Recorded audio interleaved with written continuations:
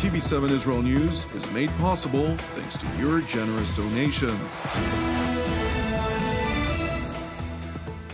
Shalom, good evening. This is TV7 Israel News broadcast to you from Jerusalem. And in today's top stories, unidentified aircraft struck Iranian-proxy militias on the Syria-Iraq border in an attack initially attributed to the United States. The IAEA Board of Governors holds back on adopting a resolution that after Iran partially indulges the nuclear watchdog's demands. Russian President Vladimir Putin voices outrage over the continued presence of foreign forces in Syria. The Islamic Republic of Iran has made significant strides in relation to its nuclear program, with officials reportedly estimating that the radical regime in Tehran is approximately a single month away from accumulating enough material necessary to develop one nuclear bomb. The estimates are derived from classified information that accompanied two reports published by the International Atomic Energy Agency last week, ahead of a week-long Board of Governors meeting in Vienna, which began on Monday, September 13th, and is set to conclude on Friday, September the 17th. With the IAEA reports raising prospects of a resolution being pushed by the United States, France, Britain, and Germany, the Ayatollah regime, similar to events that took place prior to previous Board of Governors meetings, invited the IAEA Director General Rafael Mariano Grossi for a last-minute meeting in Tehran to partially oblige the agency's most pressing issues at hand.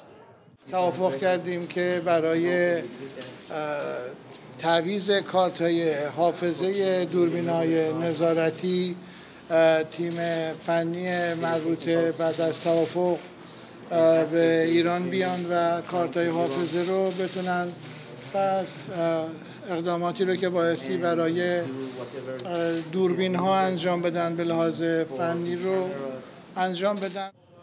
As mentioned, the Iranian Atomic Energy Organization's chief agreed, as part of a so-called modus vivendi, to grant the International Atomic Energy Agency access to Iran's nuclear sites for the purpose of servicing the monitoring equipment.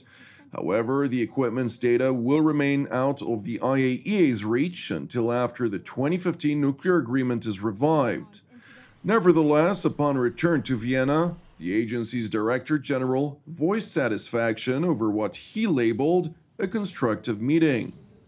From what I believe was a constructive trip, very short but very constructive trip, which I believe helps keeping the process in a good direction and will hopefully bring us closer to solve some of the important issues that we still have to solve.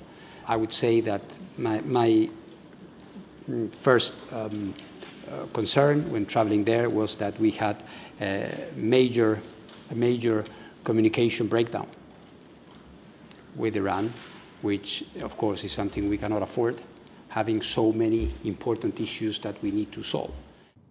The primary achievement Grossi managed to secure relates to guaranteeing continuity of knowledge, data which is collected by cameras and other monitoring equipment that is installed within Iran's nuclear installations.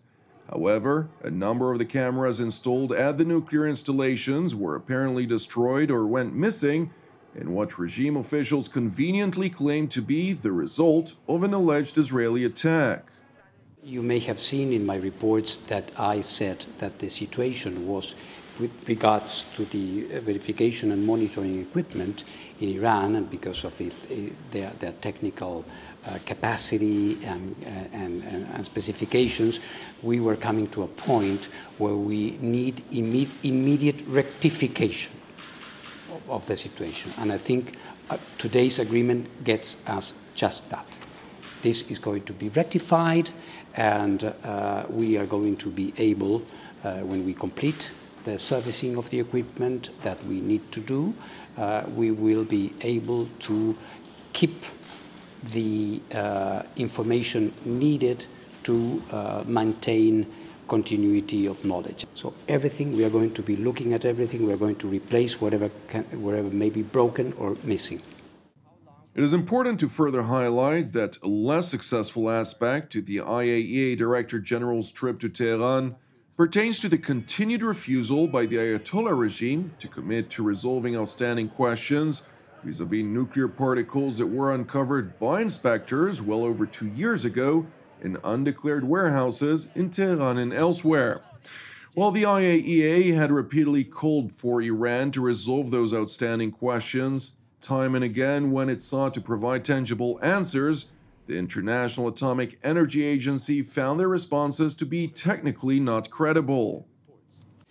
These issues that are outstanding require to be solved. But as I also said, there is a new government in Iran, and I need to sit down with them and to discuss in a clear way what is their take on these issues. I could have some preliminary discussion, but of course the government has higher levels, and I got a very cordial invitation to return very soon to Iran to have this conversation on how to get to a solution. It is important to remember that Tehran's refusal to resolve the outstanding questions triggered one of the 2 published IAEA reports last week, which warned that the agency cannot guarantee the civil nature of Iran's nuclear program. Consequently, Israeli Prime Minister Naftali Bennett, during a weekly cabinet meeting in Jerusalem on Sunday, asserted the need for the international community not to fall to Tehran's deception and set clear red lines to its nuclear activities. לפי הדוח הראשון, האיראנים ממשיכים להעשיר אורניום לרמה גבוהה בכמה אתרים, תוך שהם חוסמים את האפשרות לפיקוח אפקטיבית על תוכנית הגרעין. עכשיו, האיראנים מבינים שמולם עומדות מעצמות שמאוד מעוניינות לחזור להסכם הגרעין כמעט בכל מחיר, ואני מזכיר לכם, אנחנו לא מאמינים בהסכם הזה. הוא לא נותן את התועלת הנדרשת, אבל האיראנים מושכים זמן ובינתיים מתקדמים. לפי הדוח השני, איראן מתעלמת מדרישות סבא לחקור ראיות שמצביעות על קיומה של תוכנית נשק באיראן.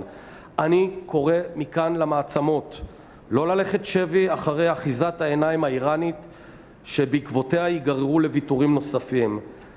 אסור לוותר על חקירת האתרים, והדבר הכי חשוב, המסר הכי חשוב, חייבים לקצוב לזה זמן. הם מושכים, חייבים לשים דדליין חד וברור שאומרים עד כאן. Despite Jerusalem's calls for concrete action by world powers alongside Tehran's refusal to pledge that it will resolve the outstanding questions, the United States, France, Britain, and Germany have collectively decided not to push for a resolution at this week's IAEA Board of Governors meeting. Consequently, Iranian Foreign Ministry spokesman Saeed Khatibzadeh announced at a press briefing in Tehran that the Islamic Republic intends to return to Vienna for a resumption of talks in the near future. However, in what may appear ironic, Iranian President Ibrahim Raisi appointed Ali Bakeri Kani, a vocal critic of the 2015 nuclear agreement, as Deputy Foreign Minister and Chief Negotiator to the nuclear talks with world powers. Turning to Syria, where unidentified aircraft launched an aerial strike near the Al-Bukamal border crossing with Iraq, while the Iraqi Popular Mobilization Forces, or Hashd al-Shabi in Arabic, which consists of dozens of Iranian-proxy militias, immediately pointed a blaming finger at Washington, believing that the U.S. Air Force was behind the bombardment in retaliation for an Iranian-proxy attack on Erbil Airport, which houses American service members on Saturday, September 11th. U.S. military spokesman for Operation Inherent Resolve, Colonel Wayne Maroto, immediately published a statement underscoring that the United States was not behind the attack.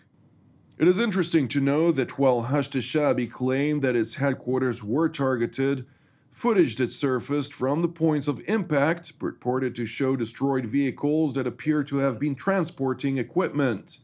It is further important to know that in response to TV7's request for comment, the IDF spokesperson's unit did not confirm nor deny Israel's responsibility. Turning to Moscow, where Russian President Vladimir Putin welcomed his Syrian counterpart Bashar al-Assad for a face-to-face meeting at the Kremlin, during which the latter voiced his deep gratitude for Russia's unwavering support and underscored that the battle against jihadist terrorists should be regarded as a service to the world. وإنما أيضا من خلال حماية مواطنين أبرياء كثر في هذا العالم لأن الإرهاب لا يعرف حدود سياسية ولا يقف عند الحدود السياسية. President Putin, for his part, voiced anger at the persistent presence of foreign forces in Syria that were not invited by the Assad regime. Главная проблема, на мой взгляд, заключается в том, что все-таки иностранные вооруженные силы без решения Организации Объединенных Наций, без ваших санкций присутствуют на отдельных территориях страны, что явно противоречит международному праву и не дает вам возможности предпринять максимальные усилия для консолидации страны и для того, чтобы двигаться по пути ее восстановления такими темпами, которые были бы возможны, если бы вся территория контролировалась законным правительством.